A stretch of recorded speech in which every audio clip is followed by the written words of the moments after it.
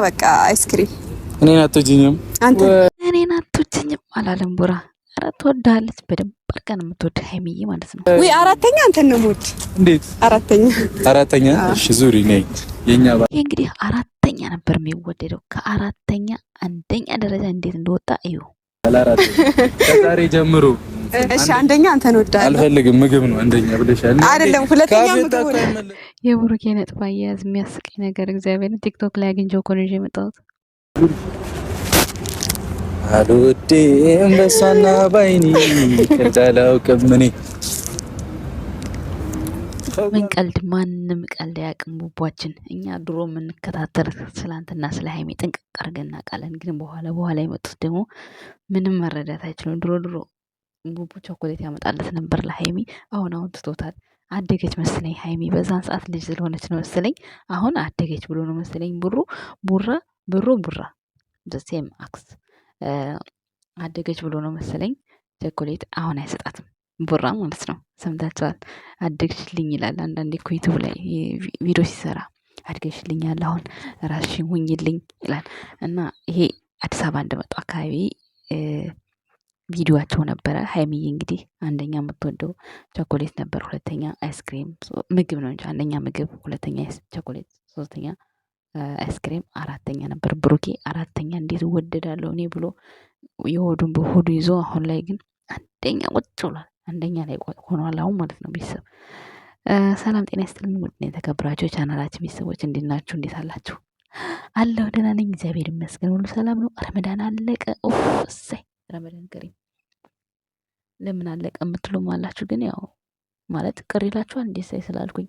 ያው እኔ ባልልም ማለቁ አይቀርም ማለት እንዲህ ቤተሰብ ግን እውነት ደክሞኝ ነበር። እኔ ስለደከመኝ ነው እንደዛ ያልኩት፣ ሌላ ነገር አይደለም። እና አልቋል ረመዳን ከሪም። ሁላችሁም እህቶቼ ረመዳን ከሪም። ተነገ ወዲያ አይደለ? ኧረ ነገ ነገ ተነገ ወዲያ ነው እንጂ ነገ ነው እንጂ ወይኔ ነገ 30 አይደለ? ዛሬ 30 ዞሮብኛል። ወይኔ ጉዴ እንቅልፍ የለ እናቴ። ዩቲዩብ አለ ስራ አለ ዞሮብኛል እኮ ቤተሰብ እኔ ወይ ጉድ። እና ለማንኛውም ነገ ነው በ31 ነገ ይመስለኛል እንግዲህ ጨረቃ የምትወጣው መቼ ነው? ለማንኛውም እንኳን አደረሳችሁ። ኢትዮጵያ እንግዲህ ስቴዲዮ በሰላም ሰግደው በሰላም ወደ ቤታቸው ይመልሳቸው። ብዙ ጊዜ እዛ እንደዚህ ሲባል ሁካታ ምናምን አይጠፋም ስቴዲዮ ላይ ማለት ነው።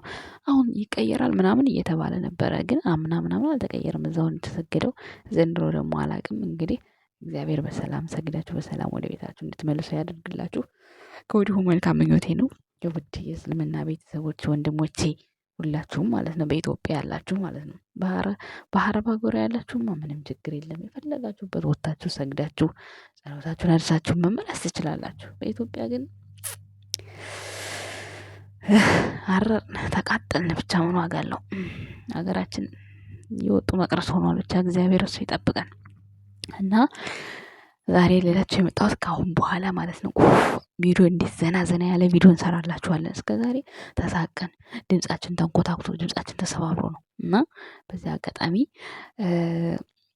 ዛሬም እኔ የመጣሁት በብሩክና በሀይሚ ነው። ግን አንድ ነገር ላሰማችሁ ፈልጋለሁ። እስኪ እስከ መጨረሻ ድረስ አዳምጧት ይችል ልጅ ማለት ነው።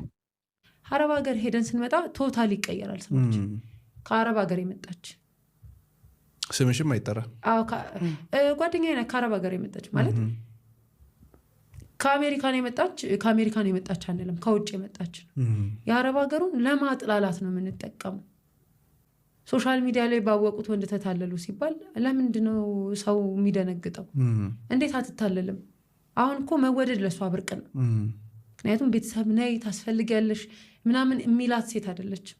የሆነ ሰንበዲ መጥቶ ያላንቺ ህይወት የለኝም በጣም ነው የምወድሽ ቢላት ማነው ማይታለለው? እስቲ ቦታ እንቀያየር። ልክ እኮ ናት። መታለል አይደለም ለሷ። በዛን ሰዓት ያላት ትንሿ የውሸት መውደድ ለሷ ካጣችሁ ገንዘብ በላይ ቫልዩ አለው። እመነኝ። ክብር አናገኝም። እኔ ብቻ ሳልሆን ብዙ በጣም ስኬታማ የሆኑ ከአረብ ሀገር የተመለሱ ሰዎች አሉ። ራሳቸውን ይዘው አይወጡ አረብ ሀገር ነበርኩ ብለው። በነገር ላይ አሁን ሰዎች የተለያየ ነገር ውስጥ ሆኖ ነኝ ይላሉ አይደለ? ከአረብ ሀገር መጥቼ ብሎ ግን ሶሻል ሚዲያ ላይ የምናውቃቸው ተጽዕኖ የፈጠሩ ሰዎች ነው አናይም። ስለሌሉ አይደለም መውጣት ስለማይፈልጉ ሲወጡ ፊድባኩ ያሳስባቸዋል፣ ያስጨንቃቸዋል። የእነሱ መውጣት ግን እዛ አረብ ሀገር ላለች ሴት በጣም አስፈላጊ ነው።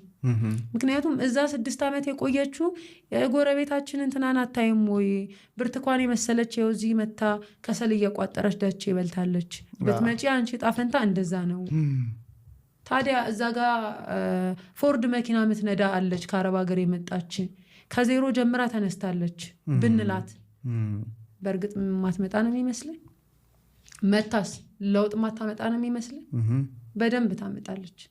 በደንብ ሰዓት አጠቃቀም ተምረናል። ከአረብ ታይም ፍሬም ማድረግ ትችላለች። ከትምህርት ቤት አይደለም ከህይወት ነው የተማረችው። እኔ ሰዎች ሲያወሩ ዝም ቤታ ብያቃለሁ። ዛሬ እድል ተሰጥቶኝ እንደማወራው እንዳይመስል። ኖሌጅ የለሽ፣ ኮሌጅ አልገባሽ፣ ዩኒቨርሲቲ አልገባሽ፣ ስለ ዩኒቨርሲቲ አላታቂ። አይ እንደዛ አይደለም። የተኖረ ሴንስ አለው። እያንዳንዱን ወርዶ ሞክራለች። ስትመጣ የምትጠብቀው ነገር አለ። ልላቸው የምፈልገው አትጠብቁ። ከእናንተ ውጪ ለእናንተ ማንም የለም። ለምንድን ነው የተቀበላችሁት? የአረብ ሀገር ሴት እንደምትቀልጥ ሻማ ናት። ለምን ተቀበላችሁ? ለመቅለጥ። ለምን ክራችሁ እስኪያልቅ ትጠብቃላችሁ? ግማሽ ላይም ሁኑ። ፈሳሹ እስካለ ድረስ ቅርጽ መቀየር ትችላላችሁ። ይሄ ለብርሃን ምናምን የምንጠቀመው ሻማ ብቻ አይደለም የምትሆኑት። ለዲነር የሚቀመጥ ሻማ መሆን ትችላላችሁ። ማነሳችሁ አይደለም ቫልዩ ማብራታችሁ ነው። ኑ የምር አሁን ኑ ብዬ ራሱ የሚቀጠቅጠኝ ሰው ይኖራል። አሁን ከስር ገብቶ መጥቼስ ምናምን እዛ ያለው አይደለም የሚብሰው እዚህ ያለው ነው። ኧረ እዚህ ያለው ምን ልታስፈሳብን?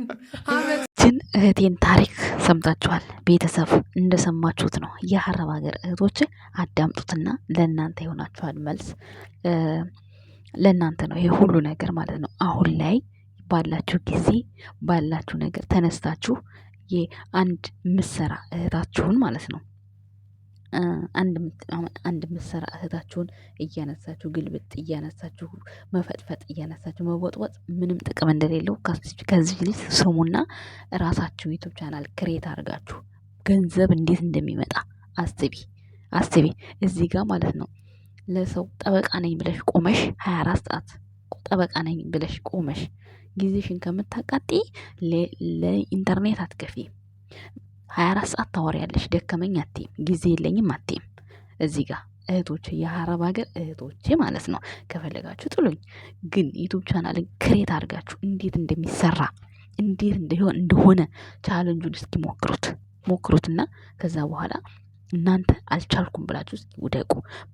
ብዙ ልጆች መስራት ትፈልጋላችሁ፣ ግን ደግሞ ትሰንፋላችሁ። ለምን እዚህ አረብ ሀገር ሆናችሁ የምታገኙት ብር ሀገር ቤት ስትሄዱ ምንም ህይወታችሁን አይቀይርም። እዚህ ሆናችሁ ዛሬ እናንተ የምትደግፏቸው ዩቲዩበሮች ነገ እናንተን አያበረታቷችሁም። አሳዘነችኝ ማርናት አንቺ ለምን በሰው ላይ ትወጂዋለሽ ታፈቅሪዋለሽ? ፍቅርና መውደድን መለየት መቻል አለብን። አንድን አሁን ለምሳሌ ብሩክ በትንሹ ምን አስኬደኝ ወደ ሌላ ጋር ብሩክ አለ። ብሩክን ስለምናደንቀው ስለምንወደው በጣም የሚቀና ሰው አለ። ሴቶች ማለት ነው በጣም ይቀናሉ። ግን እኛ ስላደነቅነው እኮ ልናገባው ወይ ልናፈቅረው አይደለም። አፈቅርሽው ወሰርሽው ቀነጠልሽው የሚባል ነገር አለ። ግን እዚህ ጋር ይህ አይደለም። የኛ አላማ አንደኛ ስራና ስራ ነው።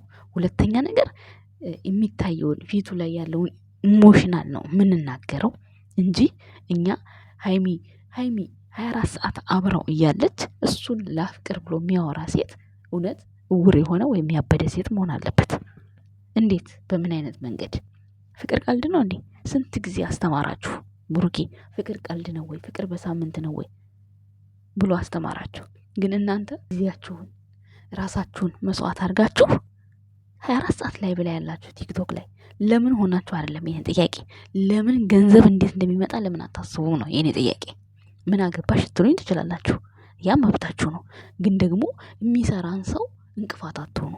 እነሱ ምንም ነገር አልተናገሩም። ቪዲዮ ለሚሰራባቸው ምንም ነገር አልተናገሩም። ትላንትና ሃይሚ የተናገረችው ኮመንት ስር ገብታ አንዲት እህቴ መክራታለች።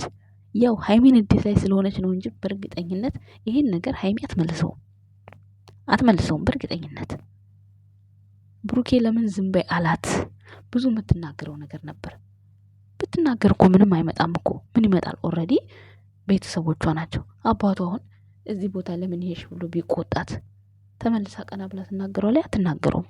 ስለዚህ የዩቲዩብ ቻናል ቤተሰቦችም ከዚህ በላይ መከበር አለባቸው። ምክንያቱም እንጀራቸው ናቸው። ክብር ይገባቸዋል። ክብር የምሬን ነው የምላችሁ። እናንተ አስር ግሩፕ ሆናችሁ እናንተ ስለወደዳችሁ ብቻ አንድ ሰው የሆነ ነገር ስለተናገረ ሁሉም ሴት መሰደብ የለበትም። ለምን እስኪ ማናት ብሩኬን አገባዋለሁ ሃይሚ ልቀቂው ብሎ ያላት ማን ነው? ማንም አይላትም። ማንም የታወረ ወይ ያበደ ካልሆነ በስተቀር ጤነኛ አይልም። ይሄ እርግጠኛ ነኝ፣ እርግጠኛ። ስለዚህ ጊዜያችሁን ተጠቀሙበት። ከአረብ ሀገር ሄዳ ይች ልጅ ምን እንደሆነች ባዶ እጇን ሄዳ ምን ውጣ ውረድ እንዳሳለፈች ሊንኩን ከፈለጋችሁ አስቀምጥላችኋለሁ። እኔ ትንሹን ማምጥችን ያሰማዋችሁ። ስለዚህ ስሩ፣ ቲክቶክን ተጠቀሙበት። ዝም ብላችሁ ሃይሚን ነካ ግልብጥ፣ ሃይሚን ዘቀዘቀ ግልብጥ አይደለም። እዚህ ጋር እሷ እየሰራች ነው። ትስራ፣ እሷም ትስራ፣ ባሏም ይስራ። ቡራ ማለት ነው። እናንተ እኮ አሁን ቡራ የሆነ ነገር ይዞ ሲመጣ አታሰሩትም። ግዴታ በሃይሚ በኩል መምጣት አለበት። በሃይሚ በኩል ሲመጣ ደግሞ ወይ እሱ ተከፍቶ ወይ እሱ የሆነ ነገር ሆኖ ነው የሚመጣው። አንዳንዴም ደግሞ የአጋጣሚ ጉዳይ ነገሮችም ደግሞ እውነት ሆነው ሪሊ ሆነው ተጣልተው የሚመጡበት ጊዜ አለ። ስለዚህ እናንተ የራሳችሁን ስራ ብትሰሩ ለሰው ተጠሪ ነን እኛ ጠባቂ ነን ብላችሁ ራሳችሁን በምን ሂሳብ ነው የምታስቡት? በምን ሂሳብ? እየተከባበርን አብረን ብንሰራ የት በደረስን? ጥሩ የሚናገረውን አታውቁ። በነገራችን ላይ አንቺ አማርኛ ነው የምታወሪው። አማርኛ የማያውቅ ሰው አለ። ለዛ ነው ብላችሁኛል። አመሰግናለሁ። ይሄ ነገር አልመጣልኝም ቤተሰብ። ታዲያ ካላወቁ ታዲያ አማርኛ የማወራው ነገር ካልገባቸው ለምን በኮመንት በአማርኛ ይጽፉልኛል? አለማወቅ ኃጢአት አይደለም። በእርግጥ ሀገራችን ላይ 82 ቋንቋ አለ። 82 ነው 85 ቋንቋ አለ።